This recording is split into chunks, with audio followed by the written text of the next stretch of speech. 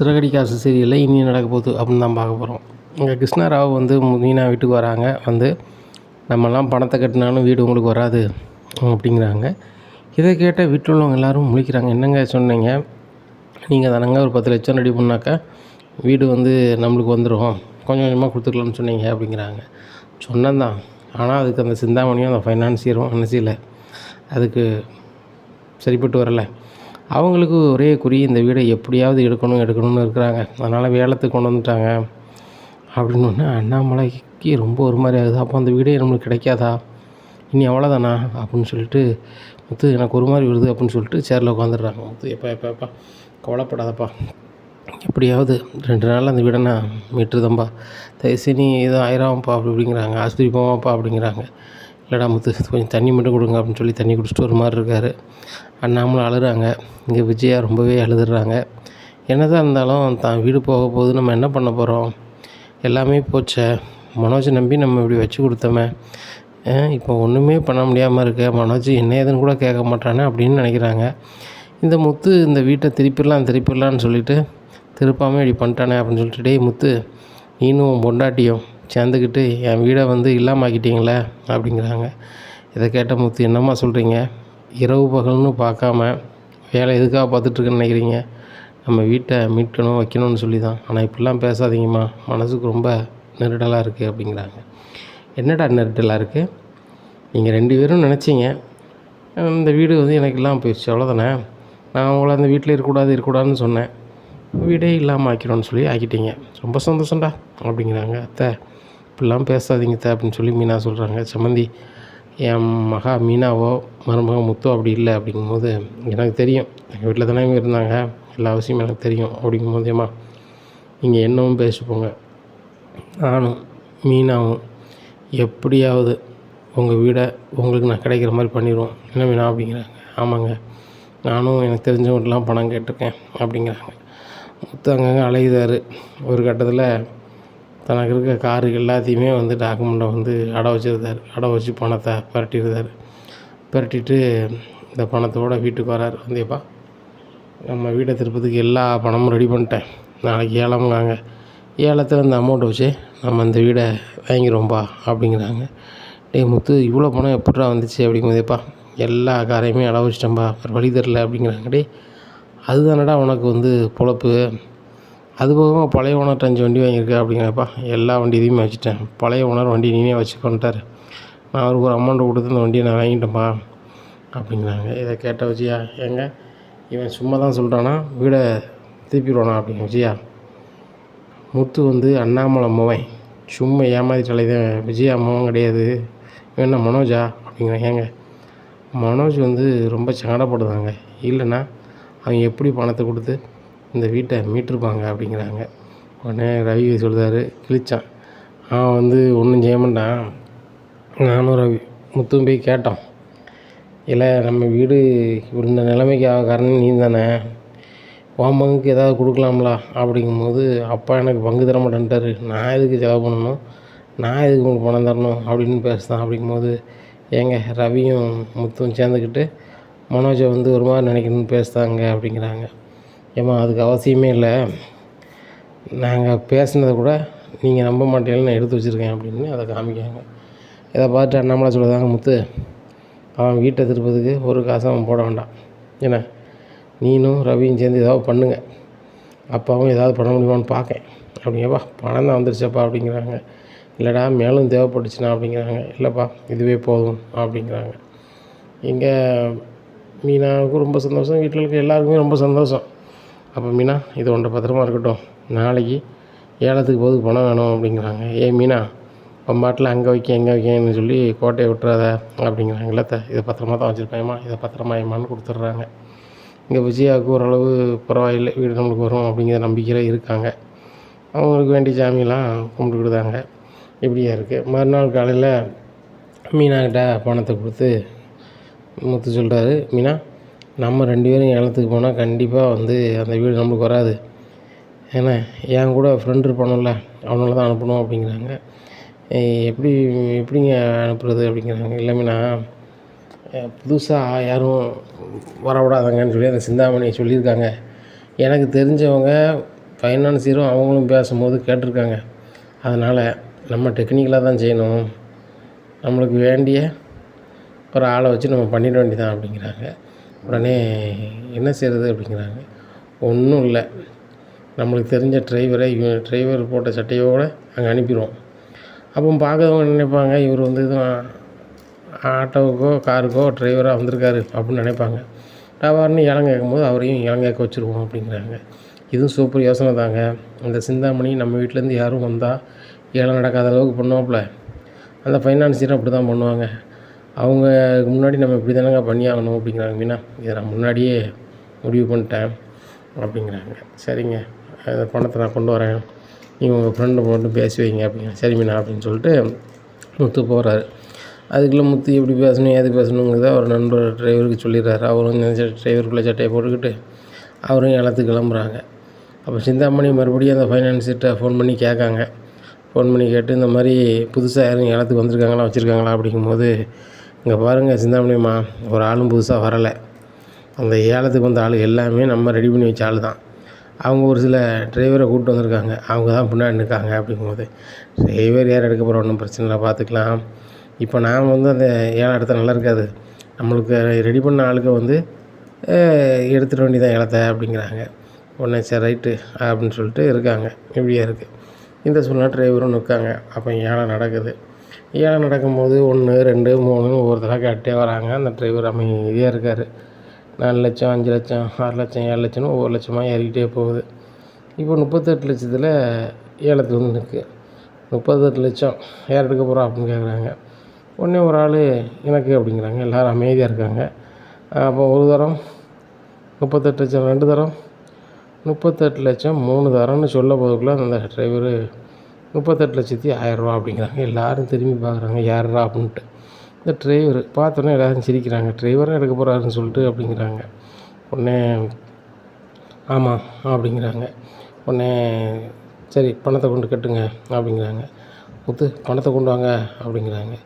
உங்களுக்கு ஒரு 2 மணி நேரம் டைம், இந்த 2 மணி நேரத்தில் நீங்கள் பணத்தை கட்டினா வீடு உங்களுக்கு, இல்லைன்னா மறியெல்லாம் நடக்கும் அப்படிங்கிறாங்க.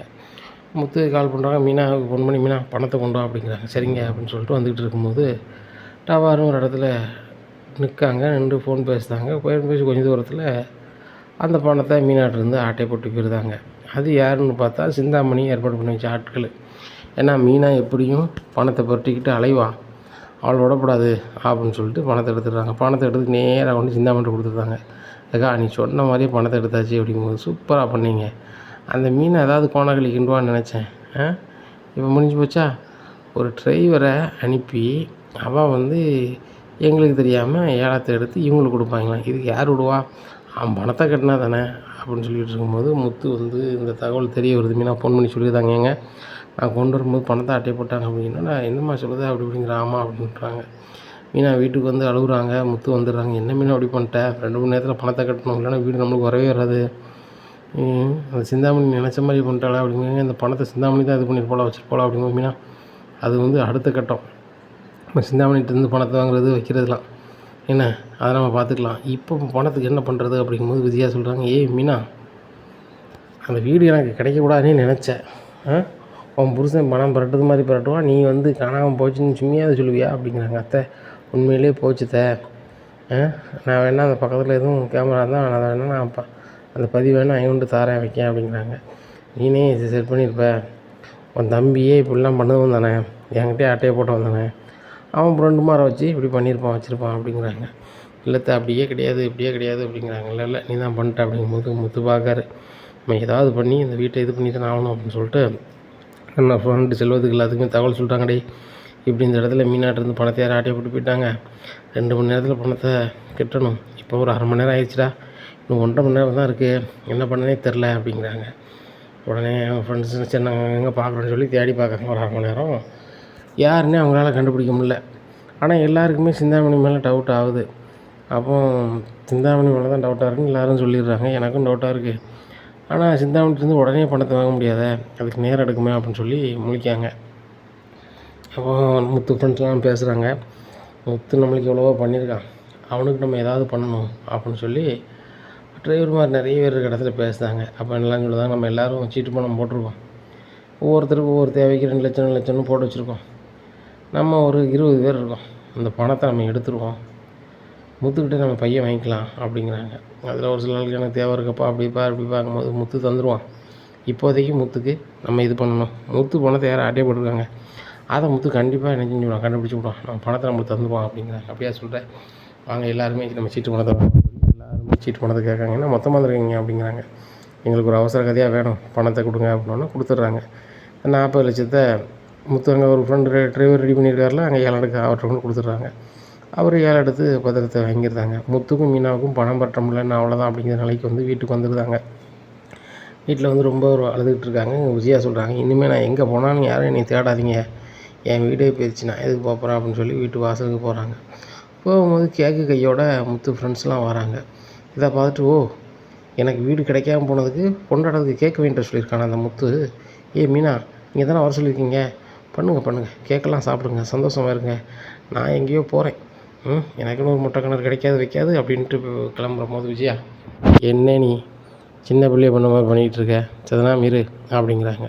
இல்லைங்க, இந்த முத்து மீனாவும் எனக்கு வீடு கிடைக்கக்கூடாதுன்னு நினச்சாங்க, அப்படியே பண்ணிட்டாங்களா, நல்லா இருக்கட்டும் நான் போகிறேன் அப்படிங்கிறாங்க. விஜயா உட்காரு முதல்ல அப்படிங்கிறாங்க. ஏம்மா சொல்கிறத முதல்ல புரிஞ்சுக்கோங்க. முத்து உன் வீட்டு பத்திரம் பிடி அப்படிங்கிறாங்க. என்னது, இவன் வீட்டு பத்திரமா, நீ எந்த வீடு வாங்கினேன் அப்படின்னு கேட்கணும். அவர் வீடு வாங்கலாமா அப்படிங்கிறாங்க. ஏம்மா உங்கள் வீட்டு பத்திரத்தை அப்படி சொல்கிறோம், நாங்கள் பிடிங்க உங்கள் பத்திரம் அப்படிங்கிறாங்க. இது எப்படி உங்களுக்கு கிடச்சிச்சு அப்படிங்கிறாங்க. உங்கள் வீடை தான் 7 எடுத்த பணத்தை கட்டியாச்சு அப்படிங்கிறாங்க. உடனே முத்துக்கார என்னடா சொல்கிறீங்க அப்படிங்கிறாங்க. ஆமாடா, எங்கள் டிரைவர் மாதிரி எல்லாருக்கும் ஏதாவது ஒன்றுனா நீ தான் செய்கிற, அப்படி பார்த்து செஞ்சுருக்க. ஏன் நான் ஜோடப்பாடிட்ட ஒரு கதை பண்ணது கூட நீ தான் அவங்க எழுந்து பணம் பட்டி கொடுத்த, எத்தனை பேருக்கு நலமாக பண்ணியிருக்கேன், ஏன் காரை கூட கொடுத்துருக்கேன் ஃப்ரெண்டுக்கு. இப்படி இருக்கும்போது நிக்கட்டான சூழ்நிலை இருக்கும், நான் உங்களுக்கு பண்ண மாட்டோமா? இப்போ எங்கள் கையில் பணம் இல்லாட்டிலும் சீட்டு பணம் நாங்கள் எல்லோரும் கட்டிகிட்டு தான் இருக்கோம், இணைஞ்சு தான் கட்டினேன். எங்கள் பங்கு பணத்தை போகிறோம் வாங்கிட்டோம், அது 20 பேருக்கு 40 லட்ச ரூபா வந்துருச்சு. அதை கொடுத்து வீட்டை வாங்கியாச்சு. 38,1000 கட்டியிருக்கோம், மீதி பணம் இதில் இருக்குது. இதை வச்சு உங்கள் வீட்டுக்கு புதுசாக வெள்ளைக்கல்ல என்ன தேய்ச்சி நீங்கள் அந்த வீட்டுக்கு போங்க அப்படிங்கிறாங்க. இதை கேட்ட முத்து, டேய் செல்வம் நீ சொல்லுது உண்மையா அப்படிங்க. டேய் பத்திரத்தை பாடுறா, நான் புடுறா வீட்டு சாவி அப்படிங்கிறாங்க. இதை கேட்ட முத்து, ரொம்ப நன்றிடா, இதை நான் மறக்கவே மாட்டேன் அப்படிங்கிறாங்க. முத்து, முதல்ல நீ செய்ய வேண்டியது ஸ்டேஷனில் போய் சிஸ்டர்கிட்ட காணாமல் போன பணத்தை வாங்கித்தாங்க அப்படின்னு மட்டும் சொல்லு அப்படிங்கிறாங்க. வாங்க போவோம் அப்படின்னு சொல்லி எல்லோரும் ஸ்டேஷனுக்கு போகிறாங்க. ஸ்டேஷனில் போனோன்னா ஸ்டேஷனில் சொல்லுவாங்க, பணம் இப்படி கொண்டு வந்துருக்கியம்மா, கொஞ்சம் கவனமாக கொண்டு வரப்படாதா வைக்கப்படாதா? சரிம்மா நான் இது பண்ணிட்டு சொல்கிறேன், யாருன்னு பார்ப்போம், இல்லை கேமரா பற்றி பார்ப்போம் அப்படிங்கும்போது மீனாவே சொல்கிறாங்க, இது யார் எடுத்துருக்கா வச்சுருக்கான்னு எங்களுக்கு இன்னும் ஒரு டவுட் இருக்குது சார். அது சரி யாருன்னு சொல்லுங்கள் அப்படிங்கிறாங்க. உடனே இந்த சிந்தாமணி அப்படிங்கம்மா, நீங்கள் ஒரு பொறுப்பில் இருக்கீங்க, அதே பொறுப்பில் தான் அவங்க இருந்தவங்க, அவங்கள பிடிக்காதனால சொல்லுதீங்கன்னு சொல்லி அவங்க சொல்லுவாங்களாம்மா அப்படிங்கிறாங்க. சார் அது என்னமோ உண்மை தான், ஆனால் அவங்க தான் பண்ணாங்கங்கிறதுக்கு என்கிட்ட என்னது இருக்குது, என்கிட்ட ஆதாரம் இருக்குது அப்படிங்க. என்ன ஆதாரம் இருக்குது அப்படிங்கிறாங்க. என்கிட்ட ஆட்டையை போட்டவங்க உடைய வீடியோவில் இருக்குது, அதே மாதிரி அவங்க சிந்தாமணி வீட்டுக்குள்ளே போன ஆதாரமும் இருக்குது பாருங்கள், என்கிட்ட இருந்து ஆட்டையை போட்டு ஒரு 1/4 மணி நேரத்தில் அங்கே போயிருக்காங்க அப்படிங்கிறாங்க. என் வீடியோ எப்படிமா கிடச்சிச்சு அப்படிங்கும்போது, நான் வந்து பணத்தை எடுத்துகிட்டு போன இடத்துலையும் அங்கே சிந்தாமணி வீட்டு வாசல்லையும் உள்ள கேமராவை பதிவை கேட்டேன், தந்துட்டாங்க, அதான் மட்டும் கொடுத்துருக்கேன் அப்படிங்கிறாங்க. இது இருந்தால் போதுமே அப்படின்னு சொல்லி சிந்தாமணி வீட்டுக்கு போகிறாங்க. சிந்தாமணி வீட்டில் போய், ஏம்மா உங்களை கூப்பிட வாங்க ஸ்டேஷனுக்கு வாங்க அப்படிங்கிறாங்க. என்ன விஷயம் அப்படிங்கிறாங்க. இந்த மாதிரி நீங்கள் மீனாக்கிட்ட ஆளை வச்சு பணத்தை ஆட்டையை போட்டிருக்கீங்க, அந்த விஷயம் தெரிஞ்சுட்டு அப்படிங்கும்போது, சார் எனக்கு அந்த மீனாவுக்கு ஆகாது, என்ன நான் இருந்த பொறுப்பில் அவள் வந்துட்டான், ஏன் மேலே உள்ள கடுப்பில் அப்படி பண்ணிகிட்ருக்கேன், நான் அப்படி ஆளா சார், நான் எவ்வளோ பிஸ்னஸ் பண்ணுறேன், எவ்வளோ வரவு செலவு பார்த்துட்ருக்கேன், இந்த மீனா அப்படி சொன்னால் நீங்கள் ஏன்ட்டு வந்து கேட்டுட்ருக்கீங்க அப்படிங்கும்போதேம்மா, மீனா சொல்லுதான்னு வந்து கேட்கல, இதை பாருங்கள் அப்படிங்கிறாங்க. இதை பார்த்துட்டு சிந்தாமணி அரண்டுறாங்க. என்ன சார் இது, நான் எனக்கும் இவங்களுக்கும் எந்த சம்மந்தமும் கிடையாது அப்படிங்கம்மா. 1/4 மணி நேரத்துக்கு முன்னாடி மீனாட்ட பணத்தை ஆட்டையை போடுறாங்க, ஆட்டையை போட்டு 1/4 மணி நேரத்தில் உங்கள் வீட்டுக்குள்ளே வராங்க, என்ன வேறு எதுவும் கதையமாக பேச வராங்க அப்படிங்க, எனக்கு தெரியாது சார் அப்படிங்கிறாங்க. சரி இவங்க எப்படி உங்களுக்கு தெரியும், உங்களார சொல்லுங்கள் அப்படிங்கிறாங்க. எனக்கு அது தெரியாது சார், இது தெரியாது சார், இங்கே பாருங்கம்மா, எதனாலும் ஸ்டேஷனில் பேசிடுவாங்க அப்படின்னு சொல்லி ஸ்டேஷனுக்கு போயிடுறாங்க. அங்கே சிந்தாமணி தெரிஞ்சப்போ என்ன சரி ஒருத்தர் பெரிய பெரிய எல்லாம் பேசி பார்க்குறாங்க. சார் இந்த அம்மா அப்படி கிடையாது இப்படி கிடையாது, எப்பா அதெல்லாம் பேசுறது ஒன்றும் இல்லை, மீனாக்கிட்டேருந்து பணத்தை ஆட்டையை போட்டவங்க இவங்க வீட்டுக்கு போயிருக்காங்க. அவங்கள வர சொல்லி பணத்தை வாங்கி கொடுத்தா முடிஞ்சு போச்சு அப்படிங்கிறாங்க. சிந்தாமணிக்கு ஒரு வழி தெரில. சார் இவங்க பணத்தை நான் கொடுத்துட்றேன், என்ன விட்டுருங்க அப்படிங்கிறாங்க. ஏம்மா அதான் அந்த முத்து மீனாவை தான் சொல்லணும், நீங்கள் என்ன சொல்கிறது அப்படிங்கிறாங்க. உடனே முத்து மீனாவை சொல்லுதாங்க. முத்து மீனா வந்துடுறாங்க. உங்கள் பணம் இதில் இருக்குது, பிடிங்க அப்படின்னு சொல்லி அந்த பணத்தை கொடுத்துட்றாங்க. கொடுத்துட்டு முத்து மீனாட்ட கேட்குறாங்க, உங்கள் பணம் வந்துடுச்சு, இந்த சிந்தாமணி என்ன செய்யணும்னு சொல்லுங்கள், செஞ்சிடலாம் அப்படிங்கிறாங்க. உடனே முத்து மீனாவும் சொல்கிறாங்க, எங்களுக்கெல்லாம் இந்த சிந்தாமணி காமெடி பீஸ் தான், அதனால் அவ்வளோ வெளியே விட்டுருங்க, நாங்கள் பார்த்துக்குறோம். நாங்கள் ஜெயிக்கிறத அது வெளியே உட்காந்து பார்த்துட்டே இருக்கணும். உள்ளே போனாங்கன்னா நாங்கள் ஜெயிக்கிறது எப்படி ஜெயிக்கிறோன்னு தெரியாமல் போயிருமில்ல சார் அப்படிங்கிறாங்க. சரி உங்கள் குணம் யாருக்கு வராது, போங்க சிந்தாமணி, நம்ம இந்த மாதிரி பண்ணாதீங்க அப்படிங்கும்போது சிந்தாமணி சொல்கிறாங்க, முத்து மீனா, உங்கள் வீடை நீங்களே எடுக்கிற மாதிரி பண்ணிட்டீங்களே, இன்னுமே தான் என் ஆட்டம் இருக்குது அப்படிங்கிறாங்க. இதை கேட்ட முத்து, நீங்கள் என்ன வேணாலும் பண்ணுங்கள், நான் அதை பார்க்க தயாராக இருக்கேன் அப்படிங்கிறாங்க. உடனே பணத்தை எல்லாம் வாங்கி அவங்க ஃப்ரெண்ட்ஸுக்கு எல்லாத்துக்கும் அதிலே கொடுத்தாங்க. முத்து ஃப்ரெண்ட்ஸ் சொல்கிறாங்க, எனக்குலாம் வேண்டாம் முத்து, வச்சுக்க, கண்டிப்பாக வந்து நீ நல்ல நிலைமைக்கு வா, நீ நல்ல நிலைமையில் இருந்தால் ஏகப்பட்ட பேருக்கு வேலை கிடைக்கும் வைக்கும் அப்படி இப்படிங்கிறாங்க. இல்லைடா, கண்டிப்பாக அந்த காரை நான் டெவலப் பண்ண தான் போகிறேன், பிடிங்க அப்படின்னு சொல்லி அந்த பணத்தை கொடுக்காங்க. மீதி பணத்தை நான் தந்துடுறேன் அப்படிங்கிறாங்க. இல்லைடா, எங்களுக்கு மொத்தமாக கிடைச்சதே பெரிய விஷயந்தான், அந்த சீட்டு பணம் எப்போ எடுக்கணும்னு நினச்சிட்டே இருந்தோம், உங்கள் கதையில் எடுத்தோம், இப்போ எங்களுக்கு வேறு கதைக்காக போகுது அப்படின்னு சொல்லி வாங்கிட்டு எல்லோரும் வீட்டுக்கு போகிறாங்க. இங்கே விஜயா வீட்டு பத்திரம் கைக்கு வந்துட்டு அவங்க வீட்டுக்கு போய் பயங்கரமாக சந்தோஷமாக சிரித்து வச்சுக்கிட்டு இருக்காங்க. அப்போ மனோஜுக்கு ஃபோன் பண்ணிவிட்டு, மனோஜ் நம்ம வீடு வந்துருச்சு, நீ வந்து பிரியாணி வாங்கிட்டு வாடா அப்படிங்கும்போது அவங்க பக்கெட் பிரியாணி வாங்கிட்டு வீட்டுக்கு போகிறாங்க. அங்கே வீட்டில் போய் சம்பமாக ஏசி போட்டு அவர் ரூமில் உட்காந்துருக்காரு. முத்து மீனாவும் பையன் வராங்க. உடனே சுருதி ரவியும் வாங்க முத்து அப்படிங்கிறாங்க. நம்மளை சொல்கிறாங்க, இந்த வீடு இன்றைக்கி நமக்கு வந்திருக்குன்னா முத்து மீனாக தான் காரணம், நல்லவங்களுக்கு நல்லதே நடக்குங்கிறத நிரூபிச்சிட்டடா முத்து, நம்ம பணமே இல்லாமல் போனாலும் அடுத்தவங்க பணத்தை வச்சு வாங்கிட்டோம் பாரு அப்படின்ட்டு இருக்காங்க. இப்போ நம்ம பணமும் நம்மளுக்கு கிடச்சிருச்சு, அந்த சிந்தாமணி தான்பா எடுத்திருக்காங்க, மீனா அந்த ஆதாரத்தை பூரா எடுத்துக்கிட்டா அப்படின்னு சொல்லிச்சு, அதை கொண்டு ஸ்டேஷனில் கொடுத்து பணத்தையும் வாங்கியாச்சுப்பா, வேகணும் பார்த்தா என் ஃப்ரெண்டெலாம் கொடுத்துட்டேன் அப்படிங்கும்போது சூப்பரா அப்படிங்கிறாங்க. இதை பார்த்தா மனோஜ், இவ்வளோ நீ பண்ணியிருக்க, இது எப்படி நான் முடிஞ்சிச்சு, நீங்கள் எல்லாம் சொல்லி வச்சுட்டு பண்ணுறீங்க அப்படி தானே அப்படி இப்படின்றாங்க. முத்து சொல்கிறாரு, டேய் உன்ட்ட நான் காமெடி பேச விரும்பல அப்படிங்கிறாங்க. இங்கே விஜயா, டேய் மனோஜ், நீ என்ன முத்துட்டு தேவையில்லாமல் பேசிகிட்டு இருக்கவாடா, அவன் பிரியாணி சாப்பிடலாம் போயிட்டு இருக்காங்க.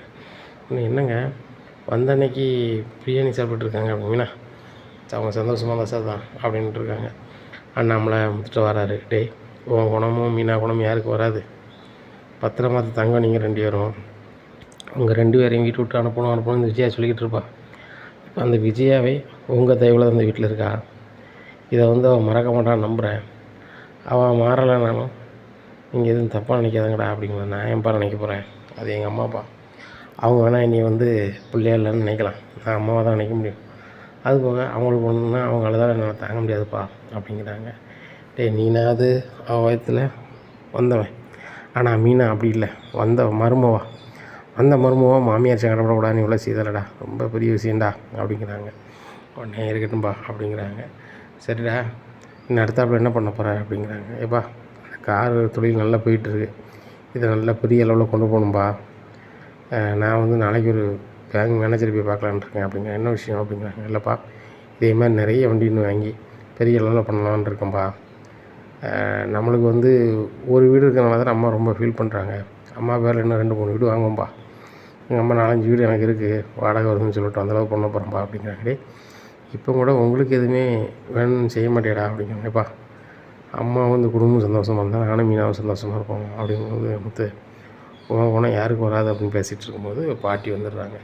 வாங்க பாட்டி அப்படிங்கிறாங்க. டேய் நீங்கள் பேசினது எல்லாத்தையும் நான் கேட்டேன், இவ்வளவு நடந்திருக்கு, என்கிட்ட ஒரு வார்த்தை சொல்லணும் இல்லையா, நான் உங்கள் வீட்டில் மூத்த பொம்பளை தானே, உங்களுக்கு எதாவது ஒன்றா நான் பார்க்கணும் தானே, உங்கள் மூதாதையர் தானே, நான் கிராமத்தில் அவ்வளோ சொத்து பணம் காசு எல்லாத்தையும் வச்சுக்கிட்டு அங்கே நான் ஒத்தியில இருக்கணும், நீங்கள் எல்லோரும் இந்த மீனா வீட்டில் இருந்து சங்கடப்படணும், எதுக்கெடுத்தாலும் எனக்கு ஃபோன் பண்ணி பேச அந்த முத்துவும் பேசலை மீனாவும் பேசலை அப்படிங்கும்போது, இல்லை பாட்டி அப்பா தான் சொன்னாங்க, எங்கள் அம்மா வயசான காலத்தில் மன நிம்மதியோடு இருக்கணும்டா, நம்ம இங்கே நடக்கிறதெல்லாம் சொல்ல வேண்டாம், நம்மளால் முடிஞ்சதை அந்த வீட்டை திருப்பிட்டு பாட்டி ஒரு நாள் கூப்பிட்டு நல்ல சாப்பாடு கொடுப்போம்டா அப்படின்னு சொன்னாங்க. அப்படிங்கும்போது, இல்லைடா நீங்கள் உங்கள் பெருந்தன்மையை சொல்லுதீங்க, என் பிள்ளை இவ்வளோ சங்கடப்பட்டுச்சுன்னு நினைக்கும் எனக்கு சங்கடமாக இருக்குது. டேய் முத்து,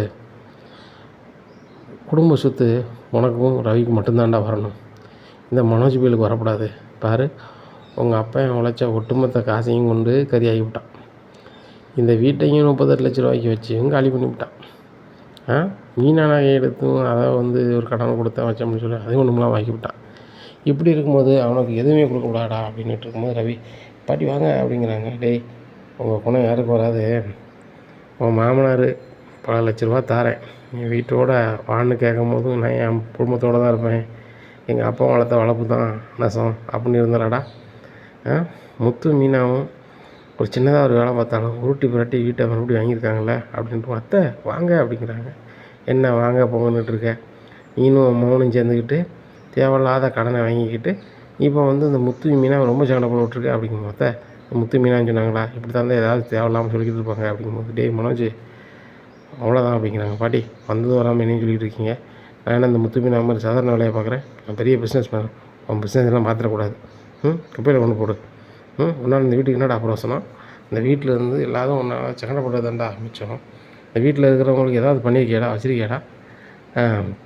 இந்த மாதிரி உங்கள்கிட்ட கடையில் வந்து ரவியும் முத்து வந்து வீட்டுக்கு ஏதாவது பண்ணணும்னு கேட்கும்போது என்ன சொன்னீங்க, இந்த மாதிரி எனக்கு என்ன அப்போ தான் பணம் தான் இது பங்கு தரமாட்டேன்னு சொல்லிட்டாரு, நான் அதுக்கு பணம் கொடுக்கணும்னு சொல்லியிருக்க இது பாட்டி சரியாக தானே சொன்னேன், அது கொடுக்கணும் எனக்கு பங்கு இல்லைண்ணா அப்படிங்கிறாங்க. டேய் மனசாட்சின்னு ஒன்று இருந்தால் பேசுடா. கடையில் ரவிக்கும் முத்துக்கும் பங்கு உண்டுல, அதை நீ கொடுக்கல, நீ வாங்கின கடனில் மட்டும் அவங்க வந்து ஃபுல்லாக கொடுக்கணுமோ அப்படிங்கிறாங்க. இதை கேட்டால் மனோஜ், ஆஹா இவனை கூட பங்கு கேட்க மாட்டான போல், இந்த பாட்டி வேறு பங்கு கேட்குங்க அப்படின்னு சொல்லிட்டு, பாட்டி அது எப்படி, நான் இவ்வளோ சங்கடப்பட்டு தொழில் உருவாக்கின வச்சேன் அப்படிங்க. டேய் நீ ஒன்றுத்தையும் கிழிக்கலை, முத்து மூலமாக அந்த கடை உனக்கு வந்துச்சு, ஒரு ஆள் தந்தார், என் பையன் மூலமாக உனக்கு பணம் வந்துச்சு, வேற என்ன செஞ்சால் அந்த கல்யாணம் உட்காந்துக்கிட்டு நான் ஓனரு, நான் பெரிய பிஸ்னஸ் மேனு, என் முன்னாடி ரோஹிணி பெரிய பணக்கார விட்டு பிள்ளை அப்படின்னுட்டு இருந்தேன், வேறு என்னடா செஞ்சேன். இப்போ அவள் ஒரு டக்காலிட்டின்னு தெரிஞ்சு போச்சு அப்படிங்கும்போது, பாட்டி இப்போ அவளை பற்றிலாம் பேசாதீங்க, அவளும் பெரிய ஆளாக தான் வரப்போகிறா, அவளுக்கு ஏற்கனவே கல்யாணம் ஆயிருந்துச்சுல, அந்த மூத்த தரத்து வீட்டில் ஒரு பங்கு கொடுக்காங்க, அந்த பங்கு எப்படின்னாலும் ஒரு 60 லட்ச ரூபாய்க்கு மேலே இருக்கும், அதை வச்சு அவள் 2 பார்லரை வைக்க போகிறாளாம், அதில் எப்படினாலும் ஒரு நாளைக்கு வருமானம் 20,000 30,000 வரும் பாருங்கள், 20,000 வந்தாலே மாதம் 6 லட்ச ரூபா ஆச்சு அப்படிங்கிறாங்க. டேய் இப்போ கூட பணத்தை வச்சு தான் இது பண்ணுறேன், என்னடா உன்னை இந்த அளவுக்கு பண்ணிட்டால, இந்த குடும்பத்துக்கு போய் நம்ம நிற்போம் அப்படிலாம் இல்லை, அப்போ இதுக்கு அவள் வேண்டாம்னு சொல்லி நீ வந்து அங்கங்கே போகிற அப்படிங்கிறாங்க. பாட்டி நான் முன்னாடி போனேன், இனிமேலாம் நான் ரோஹினி தான் சேர்ந்து வாழ போகிறேன் அப்படின்னா டவார்னு விஜயா கோந்துருது. மனோஜ்னு பார்க்காம பலார்னு வாங்குறாங்க, என்ன நினச்சிட்ருக்க, வீட்டு நம்மளுக்கு வந்துச்சு சந்தோஷமாக இருப்போம், அது போக அத்தை வந்திருக்குன்னு பார்த்தா இப்படிலாம் பேசிகிட்ருக்க, ரோஹினி இந்த வீட்டுக்கு வரதை பற்றி நினச்சா பேசினேன் அவ்வளோதான், பிச்சு படம் பிச்சு ராஸ்கல் அப்படிங்கிறாங்க. விஜயா என்ன நினச்சி பேசிகிட்டு இருக்கா அப்படிங்கும்போது, இல்லைம்மா அது இல்லைம்மா இது இல்லைம்மாங்கிறாங்க. டே எங்கே பாரு, இந்த விஜயா இருக்க வீட்டில் இந்த ரோகிணி வரவே கூடாது, இந்த வீடு எவ்வளோ சங்கடத்துக்கு மத்தியில் வந்திருக்கு தெரியுமில்ல, அந்த சிந்தாமணி கூட சேர்ந்து தானே அந்த ரோகிணி இப்படிலாம் பண்ணியிருக்கா அப்படிங்கிறாங்க. என்னம்மா சொல்கிறீங்க அப்படிங்கிறாங்க. ஆமாடா, நான் பார்வதிகிட்ட கேட்டேன் இந்த ரோகிணி எங்கே இருக்கா ஏது இருக்கான்னு சொல்லிட்டு, பார்வதி தான் தெளிவாக சொன்னான், அந்த சிந்தாமணி உங்கள் வீட்டில் உள்ள வீட்டை எடுக்கணும்னு மட்டும் நினைக்கல, உங்களுக்கும் அந்த குடும்பம் அந்த ரோகிணிக்கும் எதையாவது பண்ணனா தான் வந்து பெருதி அளவில் உங்கள் 2 பேருக்கும் விரிசல் வரும், விரிசல் வந்துச்சுன்னா வீட்டுக்கு அந்த ரோகிணி எதுவும் பண்ண மாட்டா வைக்க மாட்டான்னு நினச்சிக்கிட்டு அவள் வீட்டை கொடுத்து எல்லாமே அந்த ரோகிணிக்கு உதவி பண்ணது எல்லாமே யாருங்க, அந்த சிந்தாமணி தான் அப்படிங்க. இல்லைம்மா ரோகிணிகிட்ட போய் சொல்லும்டா அப்படி. டே ஆயா மூடுறா, இந்த இடத்துல தான் இருக்கா, இதை வேணால் நான் முத்துரை சொல்லி யாருன்னு சரி சொல்லு அப்படிங்கிறாங்க. ஓ இந்த இடத்துல தான் இருக்காங்களா அப்படின்னு சொல்லிட்டு முத்து அவர் தெரிஞ்ச டிரைவர் மூலமாக ஃபோன் பண்ணி கேட்குறாங்க. டே இந்த இடத்துல மனோஜோட பஞ்சாயத்து இருக்குது, அது யார் வீடு என்னன்னு விசாரிக்கணும் அப்படிங்கிறேன். 10 நிமிஷம் கழிச்சு சொல்லிவிடுறேன் அப்படிங்கிறாங்க. உடனே அவர் அது யார் வீடு என்ன வீடுன்னு கேட்கும்போது அது சிந்தாமணி வீடு தான், சிந்தாமணி ஆட்டையப்பட்ட வீடு தான் சொல்லியிருந்தாங்க. உடனே மக்கா தப்பாக நினச்சிக்காத, அந்த டெக்கரேஷன் எல்லாம் செய்தில்ல மீனா சிஸ்டர் மாதிரி, அந்த சிந்தாமணியோட வீடு தான், அந்த சிந்தாமணி வீட்டில் வாடகையே இல்லாமல் இருக்குது தான், அதுபோக உங்கள் அண்ணி ரோகிணிக்கு எல்லா பணமும் எல்லாம் கொடுத்தது தான் உதவுதான் அப்படிங்கிறாங்க. இதை கேட்ட முத்தையப்பா, அம்மா சொன்ன மாதிரி சிந்தாமணி வீட்டில் தான் அந்த ரோகிணி இருக்குது, இது ஏன் மனோஜ் ஆடிட்டுருக்கான் அப்படின்னா மனோஜுக்கு சரியான கோபமாகிடுது. ஃபோன் அடித்து மொட்டை மாடி போகிறான். ரோகிணி நீ எங்கே இருக்க அப்படிங்கிற. வீட்டில் தான் இருக்க. யார் வீட்டில் இருக்க அப்படிங்கிறாங்க. எங்கள் வீட்டில் தான் அப்படிங்கிறாங்க. உங்கள் வீடு கிராமத்தில் தானே இருக்குது, இங்கே யார் வீட்டில் இருக்க அப்படிங்கிறாங்க. மனோஜ் அது வந்து யார் வீட்டில் இருக்க சொல்லு அப்படிங்கிறாங்க. எனக்கு தெரிஞ்ச ஃப்ரெண்டு வீட்டில் இருக்கேன் அப்படிங்களா. இல்லை நீ சிந்தாமணி வீட்டில் இருக்க, எங்கள் வீட்டை ஆட்டையை போடணும் அந்த சிந்தாமணி என்னெல்லாம் பிளான் பண்ணிச்சு, அப்போ நீனும் சிந்தாமணி சேர்ந்தானே ஒன்று பண்ணியிருக்கீங்க அப்படிங்கும்போது, மனோஜ் மறந்துட்டீங்களா, நீங்கள் உள்ளே போனீங்க, உங்களை வெளில கொண்டதே நான் தான் அப்படிங்கும்போது, நடிக்காதடி, நீ ஃபைனான்சியல் சிந்தாமணி எல்லாம் சேர்ந்தா நீ உள்ளே அனுப்பியிருக்கீங்க, இப்போ நீ வெளியே இருக்கிற மாதிரி வச்சுட்டு நல்ல பேர் வாங்க பாக்கியோ, இனிமேல் ஏத்தாப்பில் அவ்வளோதான், என்ன நடந்துச்சு எது நடந்துச்சுன்னு சொல்லிட்டு பார்வதி ஆண்டி எங்கள் அம்மாட்ட சொல்லிட்டாங்க, முத்துவுமே நீ யார் வீட்டில் இருக்குன்னு சொல்லிட்டு எல்லாமே இது பண்ணிட்டாங்க அப்படிங்கும்போது, ஐயோ மனோஜ், உங்கள் அம்மைக்கு சொந்தமாக வீடு இல்லை, எதுவுமே இல்லாமல் உங்கள் மீனா வீட்டில் போய் இருக்காங்க, நீ கடையில் இருக்க, உனக்கு இவ்வளோ திமிரு ஆகுமா அப்படிங்கும்போது, உடனே மனோஜ் சொல்கிறாரு, அதையும் இருக்கணும், நான் இப்போ எங்கள் அம்மா வீட்டில் தான் இருக்கேன், அந்த வீடு எனக்கு தான் வரப்போகுது, பாரு உன்னோட பெரிய ஒரு பணக்காரி என்னை கல்யாணம் பண்ணி பார்க்க பாரு அப்படிங்கிறாங்க. மனோஜ், நீ கோவத்தில் பேசுகிற, இப்போ தான் கரெக்டாக பேசுகிறேன், ஃபோனை வை அப்படிங்கிறாங்க. ரோஹிணி நினைக்காங்க, இனிமேலும் மனோஜை விட்டுக்கிட்டு இருந்தால் சரி வராது அப்படின்னு சொல்லிட்டு மறுநாள் காலையிலே ஸ்டேஷனில் போய் எழுதி கொடுக்காங்க. இந்த மாதிரி மனோஜ் எல்லாம் தெரிஞ்சுட்டு தாங்க என்னால் பண்ணான், இப்போ நிறைய பணம் வேணும், நகை வேணும், அப்படின்னா தான் கூட சேர்த்து வாழ்வேன் அப்படின்னு சொல்கிறான் அப்படின்னு சொல்கிறாங்க. இதை கேட்டவொடனே ஸ்டேஷன்லேருந்து எல்லோரும், மனோஜ் விஜய் அண்ணாங்க யார், அவங்கள ஸ்டேஷனுக்கு வர சொல்லுங்கள் அப்படிங்கிறாங்க. இதை கேட்ட விஜயா, நாங்கள் எதுக்கு மேலே வரணும் அப்படிங்கும்போது, ரோகிணிங்கிறவங்க அவங்க மேலே ஒரு பேப்பர் எழுதி கொடுத்துருக்காங்க, அவங்க இந்த வீட்டுக்கு வரும்போது எல்லாத்தையும் சொல்லிட்டு தான் வந்தாங்களாம், அது போக அவங்க நிறைய பணம் கொண்டு வந்தாங்களாம், நகை கொண்டு வந்தாங்களாம், அதெல்லாம் வாங்கி வச்சுக்கிட்டு நீங்கள் காணாதுன்னு சொல்லியிருக்கீங்க அப்படிங்கிறாங்க. மேடம் அவள் ஏகப்பட்ட பொய்யை சொல்லிவிட்டு தான் அந்த வீட்டுக்கு வந்தா, பெரிய கோடீஸ்வரி, எங்கள் அப்பா பெரிய பிஸ்னஸ் மேனு அப்படி இப்படின்னு சொன்னா அப்படிங்கிறாங்க. இங்கே பாருங்கங்க, அதெல்லாம் சேதனை பேசிக்கலாம் அப்படின்னு சொல்லி சேதனை கூட்டி போயிடுறாங்க. அங்கே போய் விஜயா மனோஜையும் வச்சுருக்காங்க. முத்து நேராக கிருஷ்ணாராவை கூட்டி போய், மேடம் இவங்க சொன்னதெல்லாம் உண்மை தான், ஆனால் ரோஹிணி சொன்னது எதுவும் உண்மை இல்லை அப்படிங்கும்போது, இல்லைம்மா நீங்கள் சொல்லி இது பண்ண முடியாது அப்படிங்கும்போது, இவங்க 2 பேரும் வேண்டாம்னு சொல்லி இன்னும் பாருங்கள் எங்கெங்கே போட்டிருக்காங்க, அதுபோக ரோஹிணி நடந்ததெல்லாம் அங்கே சொன்னதெல்லாம் பாருங்கள் அப்படின்னு சொல்லி அந்த ஆதாரத்தையும் காமிக்காங்க. இதை பார்த்துட்டு ஸ்டேஷனில், என்னம்மா நீங்கள் தேவையில்லாமல் இது பண்ணிகிட்ருக்கீங்க, எங்கள் நேரத்தை பூரா நீங்கள் வீணாக்கிட்டு இருக்கீங்க அப்படிங்கிறாங்க. இல்லை மேடம் அதுவும் இல்லை மேடம், இங்கே பாருமா, இப்போ அவங்க ஒரு பேப்பரில் எழுதி கொடுத்தாங்கன்னா ஒன்று வச்சு விடும் அப்படிங்கிறாங்க. விஜயா சொல்கிறாங்க, நான் எழுதி கொடுக்க அவங்கள உள்ளே வைங்க அப்படிங்கிறாங்க. மனோஜன் சொல்கிறார், ஆமாம் உள்ளே வைங்க போங்க அப்படிங்கும்போது, முத்து மீனாவுக்கு சாரோட சொல்லி, வேண்டாம் அது நல்லா இருக்காது, இது ரோகிணிக்கு எங்களுக்கு சம்மந்தம் இல்லைன்னு மட்டும் ஒரு பேப்பரில் எழுதி சொல்லுங்கள் அப்படின்னோடனே, எனக்கு மனோஜன் சம்மந்தம் இல்லைன்னு ஒரு பேப்பரில் எழுதி போயிடுறாங்க. வீட்டுக்கு போனோன்னா ரோகிணிக்கு யார் மேலே போகுதுன்னா மனோஜ் மேலே வரல. ஏன்னா மனோஜ் நம்ம விரும்புகிறோம், நம்ம புருஷன், நாளைக்கு அவங்க கூட தான் வாழ போகிறோம், ஆனால் அந்த முத்து மீனாவும் இருக்கவே கூடாது, அவங்கள ஏதாவது பண்ணணும் அப்படின்னு சொல்லிட்டு நினைக்காங்க. அப்போ சிட்டிக்கு கால் பண்ணுறாங்க. சிட்டிக்கு கால் பண்ணி, சிட்டி இந்த முத்து மீனா ரொம்ப ஓவராக பண்ணுறாங்க அப்படிங்கும்போது, ஆமாம் எனக்கும் ரொம்ப கடுப்பாக தான் இருக்குது, அந்த சிட்டிக்குள்ளேயே பெரிய காரை போட்டு ட்ராவலர்ஸ் மாதிரி பண்ணுறான், இந்த மீனாவும் பெரிய அளவு தொழில் பண்ணுதா, இப்போ அவங்ககிட்ட எதுவுமே வச்சுக்க முடியல, கேட்டால் முன்னாடி பெரிய தலைவிங்க, அவங்கள்ட்ட அவங்க அடக்கி தான் வாசிக்க வேண்டியிருக்கு அப்படிங்கிறாங்க.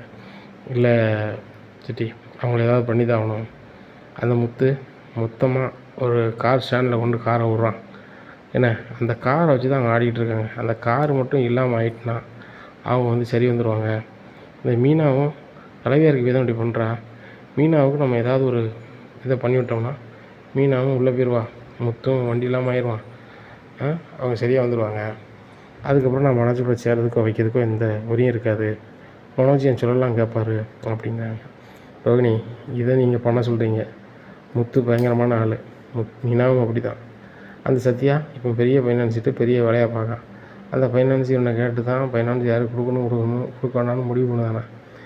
விசாரித்த வகையில் அந்த பெரிய ஃபைனான்ஸு சும்மாவில் சத்யா விரும்புகிறானா என்ன, அதுபோக அந்த ஃபைனான்சியரோட பொஞ்சாதி தான் இந்த சிந்தாமணி அப்படிங்கிறாங்க. என்னது, சிந்தாமணி மகளை சத்யா விரும்புகிறானா, அந்த ஃபைனான்சியரோட பொஞ்சாதி சிந்தாமணி தானே அப்படிங்கிறாங்க. ஆமாம்மா இதே உங்களுக்கு இப்போ தான் தெரியுமா அப்படிங்கம்மா அப்படிங்கிறாங்க. சரி இதை வச்சு நான் பார்த்துக்கிறேன் அப்படின்னு சொல்லி சிந்தாமணி ஃபோன் பண்ணுறாங்க.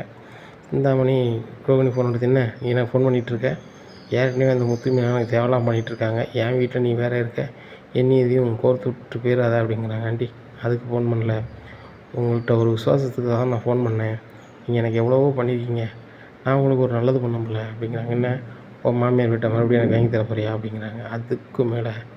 அதுக்கு மேலேனா உங்கள் மாவா ரேகா இருக்காங்கல்ல, அவங்க யாரை விரும்புகிறாங்க உனக்கு தெரியுமா அப்படிங்கிறாங்க. உனக்கு தெரியுமா ரோகிணி அப்படிங்கிறாங்க. வேறு யார்? அந்த மீனா தம்பி தானே. மீனா தம்பிக்கு எப்படியாவது உங்கள் மகளை கல்யாணம் பண்ணிக்கணும்னு நினச்சி இந்த முத்து மீனாவும் ஏதோ பிளான் பண்ணிகிட்ருக்காங்க. அதனால் அவங்க பொண்ணை நீங்கள் பார்த்துக்கிடுங்க அப்படிங்கிறாங்க. இதை கேட்ட சிந்தாமணிக்கு ஆஹா இப்படிலாம் பண்ண போகிறாங்களா அப்படின்னு நினைக்காங்க. இங்கே ரோகிணி முத்தியும் மீனாவும் இந்த சிந்தாமணி இதை பண்ணட்டும் அப்படின்னு நினச்சி இதை சொல்கிறாங்க. என்ன நடக்கும் அப்படிங்கிறத பொறுத்து இருந்து பார்க்கலாம். நம்ம சேனலை நீங்கள் மறக்காமல் லைக் அண்ட் சப்ஸ்கிரைப் பண்ணுங்கள். நன்றி, வணக்கம்.